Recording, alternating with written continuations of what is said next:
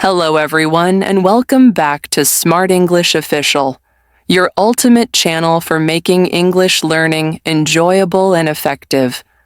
I'm Lima. Hi, Lima, and a warm hello to all our incredible learners across the globe. It's fantastic to connect with you all today. It's always a pleasure, James. I must say, you're radiating positivity today. That's a wonderful grin you have. I truly am thrilled, Lima. I'm feeling optimistic. I'm really looking forward to what's ahead. Ooh, the future. That sounds full of potential. What's got you focused on the days to come? Well, a new chapter brings new opportunities for growth. Absolutely. I adore a fresh start. It feels like turning to a blank page, ready to be written. Precisely. And for this episode, we've prepared something unique.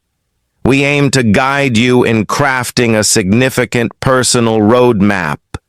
Yes, we're diving into the strategy for mastering English throughout 2026. It's a crucial subject. So many aspire to learn English, but often life interrupts their journey. That's right. They pause. They sometimes lose momentum, but not in 2026. This year can be the exception. Indeed, this year can be transformative. This year is about achieving your goal, and we're here to support you. Today, we're sharing some powerful, practical strategies. Yes, real-world advice. But before we outline this roadmap, could we ask you a quick favor?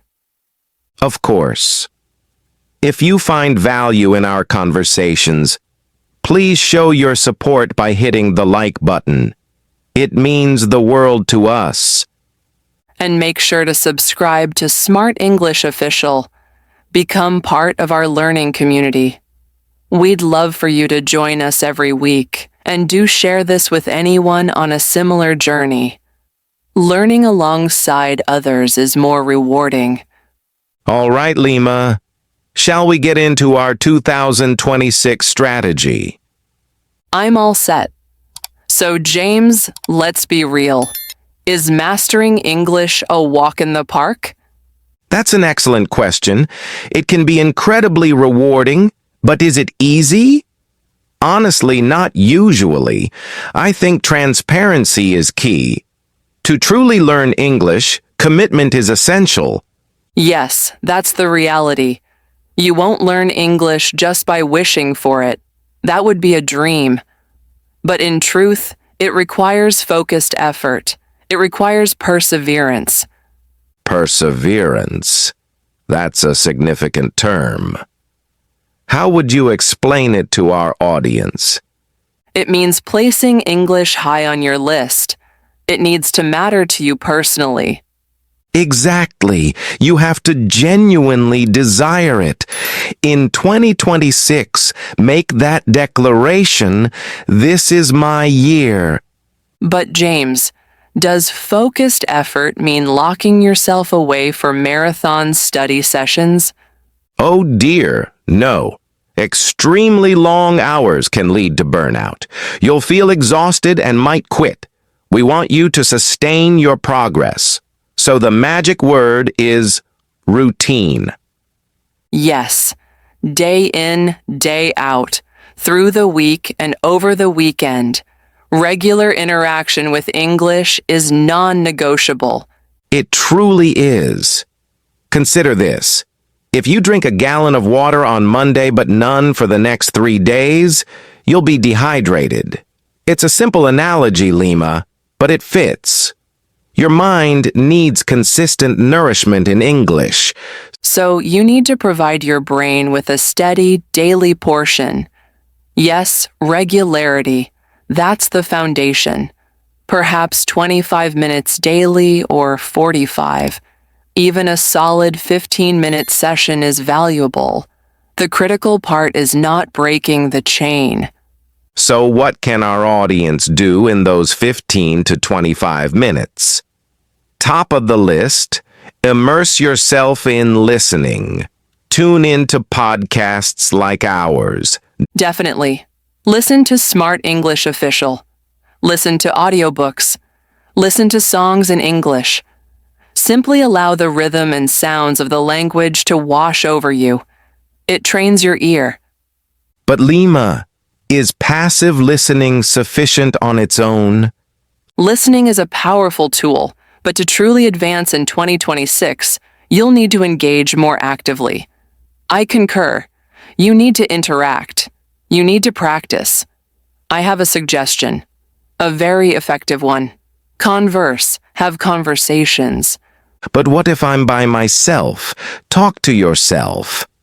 I'm quite fond of this method. I've noticed, James, and it's actually brilliant. Verbalize your thoughts. Yes. Don't just internally process words. Articulate them. Use your vocal cords. When you pick up a new phrase here, repeat it aloud. Perseverance. Regularity. Say it several times. Yes, declare it. I am becoming fluent in English. Perhaps not at the top of your lungs. We don't want to alarm anyone. True, but speaking actively trains your articulation. It solidifies pronunciation. And I have another favorite technique. I think I know this one, Lima. Does it involve a journal? You've got it.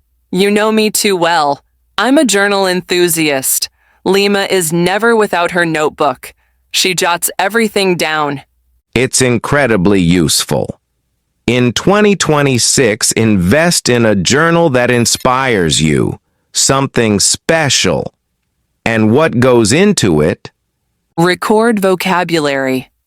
Jot down 3 to 4 new words or a useful phrase each day. Just a few. Yes, a handful is plenty. If you learn 4 items daily for a year, let's calculate.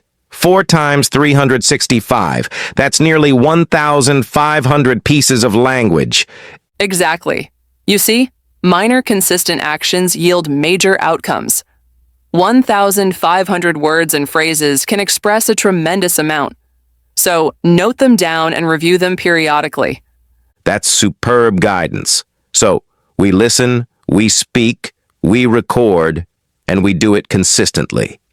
That's the dedicated effort component. But Lima, what about fatigue? What about feeling overwhelmed? This point is vital. We talk about effort, but you're a person, not a machine. Robot sounds. I am not a machine. No, you're not. So, recovery is essential. Downtime is part of the learning process. Yes, it's a critical component. Your brain consolidates knowledge during rest. It's a fact. When I'm drained, my recall for English fails me. It all seems to vanish. Same here. So in 2026, prioritize sleep, self-care, and joy. Cherish moments with loved ones. Certainly. Enjoy outings with friends, have a good time, share laughter. A content-relaxed mind absorbs information more effectively. Stress and sadness can create major barriers to learning. Exactly. So carve out your English time daily, but also safeguard your relaxation time. Equilibrium. We require equilibrium. Yes. Dedicated practice and genuine recovery. I appreciate this approach, but Lima, I have a concern. What's on your mind, James? It's straightforward to begin in January. The motivation is high with the new year. Yes, but what happens when spring arrives, or during the summer, or in the autumn? The plateau. That's the testing phase. Yes, enthusiasm can wane, or work demands surge, and studies are set aside. This is the true test of commitment. You must persist. How do we maintain our routine on a dreary, tiring day? You must keep your why in sight.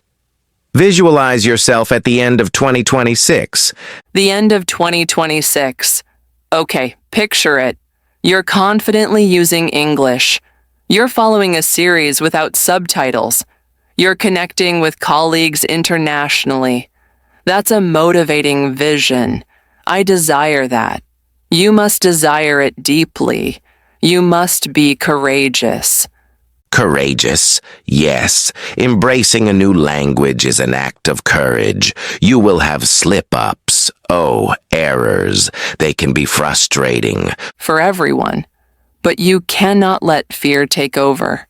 Don't allow a misstep to halt your progress. So if my pronunciation is off, it's acceptable. It's more than acceptable. It's part of the process. It signifies you're pushing your boundaries in 2026. Embrace the errors. Embrace the errors. All right, I can work on that and grow from them. The cardinal rule is to continue. Never surrender. Even if you overlook a day, don't abandon the journey. Simply resume the next day. Exactly. Just return. Always find your way back to English. This is a robust plan, Lima. I feel inspired. As do I. I am fully confident our listeners can accomplish this. It requires patience, a full year, but that time will elapse regardless. That's profoundly accurate, James. The time will pass. So invest that time in learning. When you reflect in December 2026, you'll feel immense pride. You'll think, I made it happen. I can communicate in English. That is an unparalleled feeling. It is. So let's recap the core elements of our roadmap briefly, for clarity. Great idea, like a friendly summary, correct? So, first, committed effort. Yes, there's no instant solution. We must engage. We must be perseverant. And not sporadically, but as a daily ritual. Yes, daily immersion.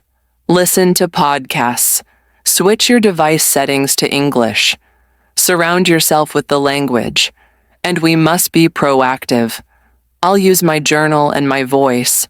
I'll practice speaking aloud. We'll be active participants in our learning. But we are not machines. No machines. We need to recharge. We need proper rest. We need to cherish our personal lives because a balanced, happy mind is a more receptive mind. And ultimately, we are relentless. Relentless. Even when it's challenging, even during hectic periods, we persevere right through to the year's end. We are courageous and we are consistent. That is the 2026 blueprint. It sounds like a solid plan. It truly does. I believe this will be an extraordinary year of progress for everyone tuning in. I share that belief. We're on this path together. James and I will be with you each week to offer guidance. Yes, consider us your companions in learning. Now, we're eager to know about you. We're very interested. Yes. Please share in the comments. What's your personal goal for 2026? Have you chosen a journal?